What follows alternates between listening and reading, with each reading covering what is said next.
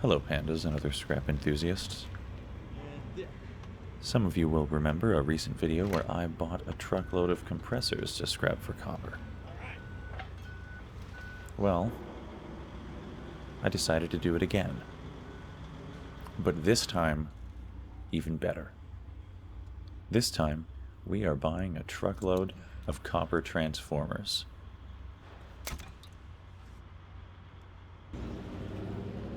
Now, I love scrapping transformers because in my experience, the yield of copper is really good. Plus, they're not going to be all oily. Now, we won't know until we try, but I think this could be much, much better.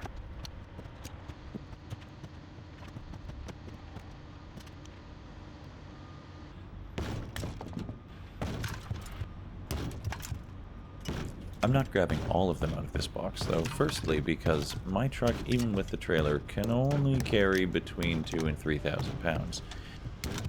But also because I don't really want every single one of them. Some of those are not even transformers, those are motors. And then this one, a lot of plastic. That one, not a transformer. This one, many, many layers of paper. And that one is just saturated with glue and paint.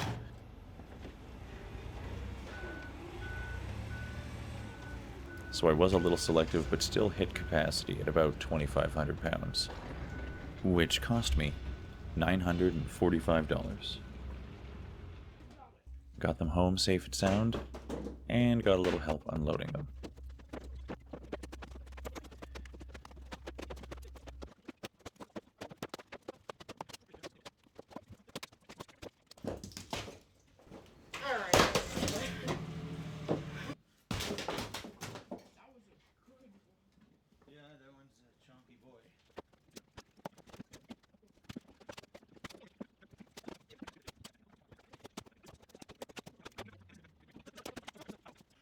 Yeah. Ow.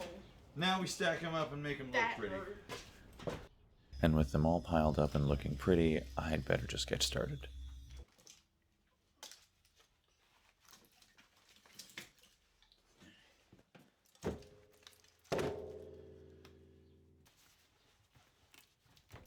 Now, I don't have any specialized fancy equipment. I'm just doing this with fairly basic tools, hand tools and angle grinder, that sort of thing. And this was the method I expected to use the whole time. Slicing through them and then hammering the sweet, sweet copper out of them. It's always worked well in the past, so I was just going to do it 1,000,000 times, and I didn't see a problem with that.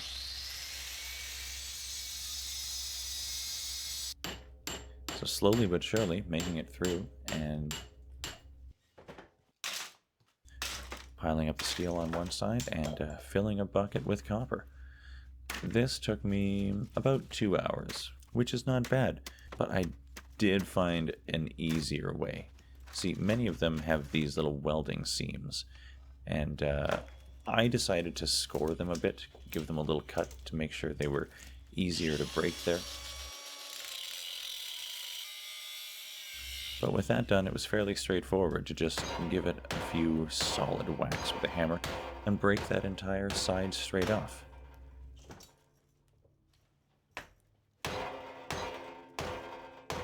It's still a lot of effort, but it's definitely faster and makes a lot less dust and wasted copper.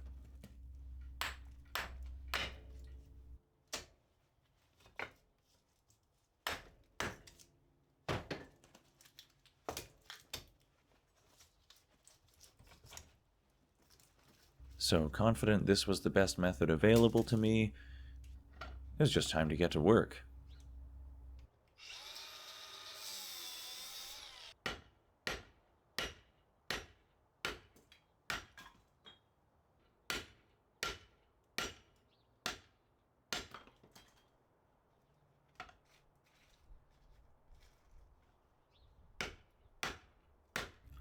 I'm not really sure what the goal was behind that technique there.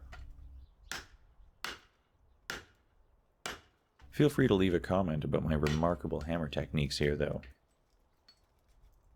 You can use words like astounding, impressive, inspiring.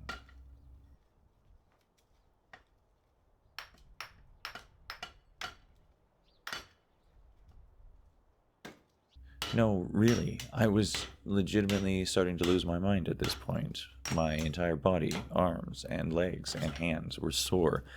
I don't know what I thought this was going to be like, but it was definitely worse.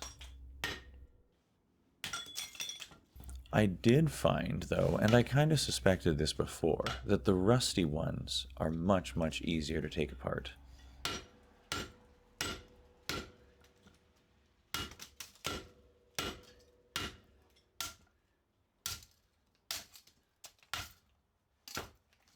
So in hindsight, if I were to do this again, I would definitely hose the whole pile down with water and leave them for a few weeks, just to let the rust separate the little flakes, the panels of steel, and just make it overall a lot easier to split these things apart.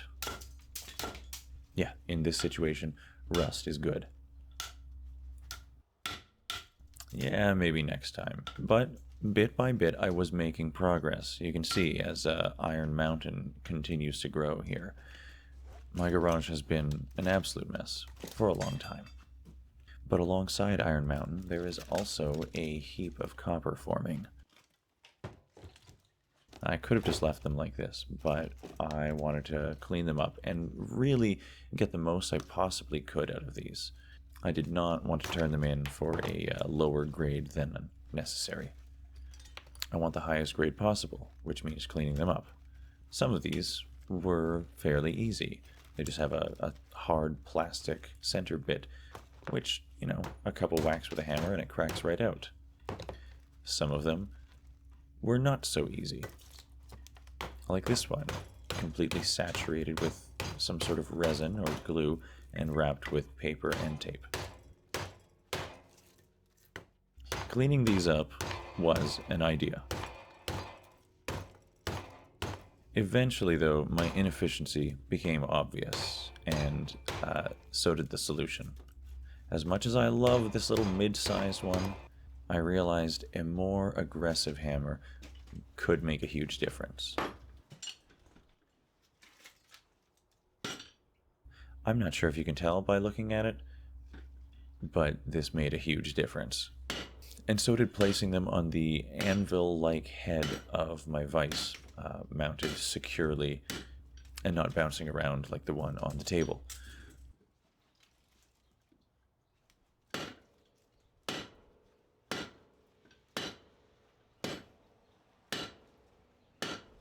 A thought occurred to me that I hadn't considered up until this point. This was a bit of a risky investment. In my mind, this was only going to take a week or two at max. I wasn't too worried about market exposure, but these have been here for weeks. I bought these at the very beginning of January, and it is now February. There's a very real chance that the price of copper could change. The price of copper could change a lot, and the value of the payout that I'm working so hard for could be shrinking every day.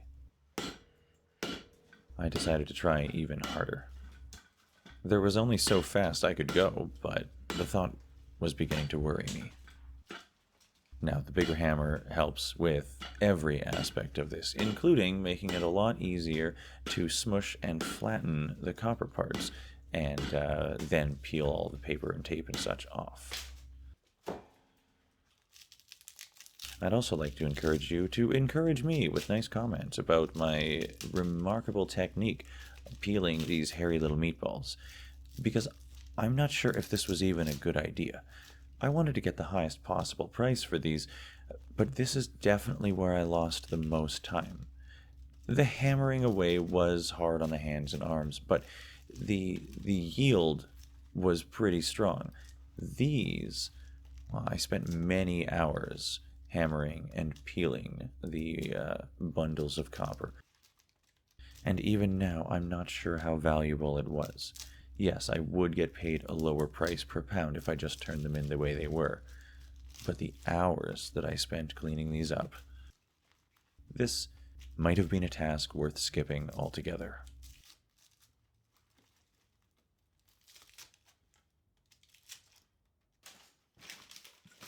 Eventually, though, all was complete. Just kidding. I did all of the ones with the welded seams that I could hammer apart first, because I really wanted to make a dent in that pile. I wanted to see some progress. But that meant I left all of these ones for last. The ones that needed extra attention.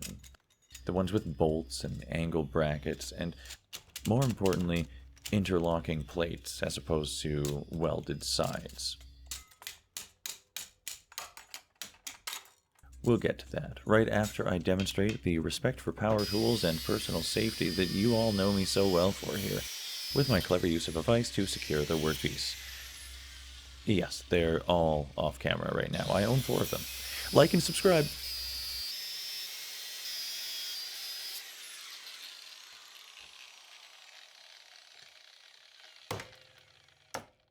The hammering of this piece might look senseless, but I assure you it was calculated and highly effective. And of course we're back here. See, with interlocking plates as opposed to the nicely stacked and welded together ones, the only method I've got to getting all the scrap copper out of these transformers is the angle grinder method. It works fine, but the other method is better and faster, which is why I specifically picked all of those ones out and did them first. You probably noticed by now I did that cute thing again where I forgot to turn the microphone on when I started recording. Not to worry, the hammering and grinding sounds will return shortly.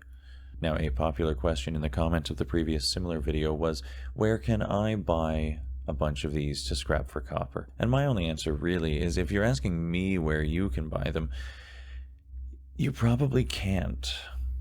Now, I hope that doesn't come across the wrong way, because those comments are usually left by people who didn't watch the video. But what I mean by that is that I bought all of these from this scrapyard that I normally go to sell my metal. And although that is literally the business they're in, selling large truckloads of scrap metal, they did me a huge favor and sold them to me at cost. Because I have a relationship with them. I've been going there for many years, and they understand my main goal is to make a fun video, and that I'll be bringing all of the material right back to them. In most cases, though, if they were to sell something, regardless of who it was to, they would need to add a markup because they're in business to make money. So the price I got these for is kind of a one-off. I'm not saying it's not possible for anyone else to get the same sort of deal. Of course you could. I did, and they've got 1,000 people who sell them more metal than I do. I just wouldn't expect it to be a regular thing. Now, I saved a few of the more interesting transformers till the very end because I thought they were fun to figure out. Most of them are just jumbo-sized versions of the kinds of things on circuit boards that we pull copper out of.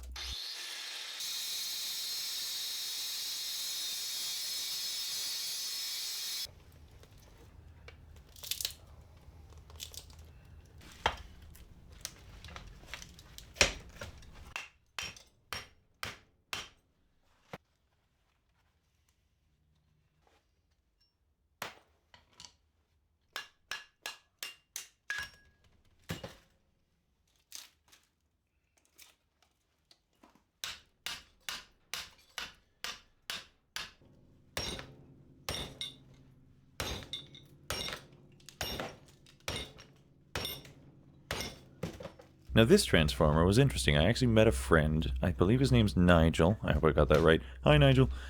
He gave it to me at the scrapyard when I was picking up the other ones, because I was talking about this video I was really excited to be doing, and he thought this one would be interesting.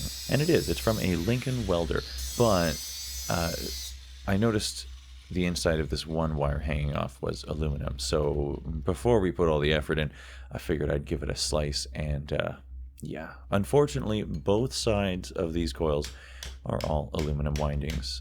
So I give it the old chisel to check the inner windings, and those are also aluminum. So, thanks, Lincoln. You used to be a really high quality name in the industry, but I guess that's what we get when everyone wants to buy cheap. This one was something a little different. I've got 3 of these, and I feel like they'll probably be pretty easy.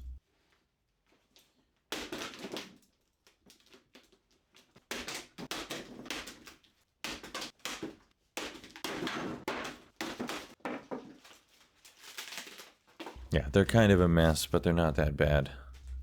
And there's a lot of copper in here.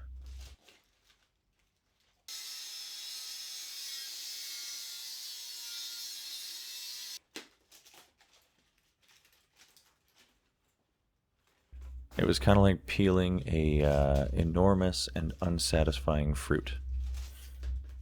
But it was something a little different. Another thing a little different was some of these weren't even windings. They were these thick sheets of copper. And like, they were really thick. There's quite a bit of mass to those. Part of me wanted to keep them for an art project or something. But, Oh, and then this final one. It made a bit of a mess. But it was pretty easy. I liked this one. I would do more of these. I don't understand how it got as damaged as it did. But, yeah, what can you do? Not my problem. Just here to get paid. Nice big slabs of copper, though. And get paid we will. That's the last bit of steel. Whoa, what a pile of steel. This thing is riding low. Got a heck of a squat on that one. And I got to the scrapyard pretty late, which was a bit obnoxious. I really don't like doing that. But it was down to the wire this week. And thankfully, I asked, and the yard attendant, he's such a legend, agreed that this stuff, this pile of steel here, could also go in as prepared. Now, chunks of it would count, but that was still pretty generous, because I know a lot of these little plates are not thick enough to technically qualify as prepared. But interestingly, this steel is worth more than your typical tin shred. These pieces, and the ones from the insides of motors, are actually high silica steel, which is its own special category and is worth several times more as scrap value than typical shred steel or even prepared steel. And I spoke to one of the guys inside and confirmed this, but unfortunately they don't buy high silica steel, mostly just because it's some weird different thing that takes too long to pile up.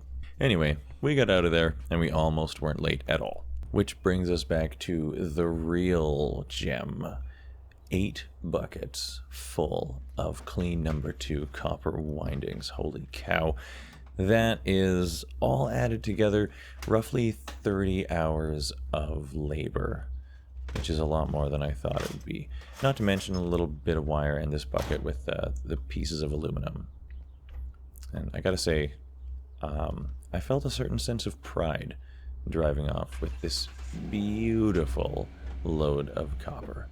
It was a lot of work, a lot of sweat, and not without sacrifice. There were a few losses in the process. These gloves, I think I got these for free, but those are thrashed. Those are pretty done. My hammer, it suffered as well. It popped one of the little thingies out, and it seems to be holding strong for now. Not to mention the anvil. Yeah, that got pulled straight out of the log. I need bigger bolts. Not to mention destroyed one of the jaws. My table technique with the vise, or lack thereof, caused the loss of this extension cord when one of the transformers rolled off and fell directly onto it. This blade has seen better days, and these are the leftovers. I couldn't quite get those ones hammered out, and the other one, I just ran out of time. And that 30 hours does not include cleaning up this epic mess. So it wasn't all fun and games, it wasn't easy, but I loved it, and I would do it again. And great news, I finally checked, and the spot price of copper, it did dip about 2 cents a pound, but it recovered, like, today. So the grand total, after 30 hours of work, we've got $230 from the steel. But the copper, we had a total of 572 pounds, which, plus a couple dollars for the wire and aluminum, $2,100. And if anybody's wondering, yes, they do smell like maple syrup. So $945 invested, $23.33 out. That's a total profit of just under $1,200 Canadian, scrapping 2,500 pounds of copper transformers for scrap copper. Thank you for watching, and I'll see you on the next one. Leave it better than you found it. Keep doing the thing.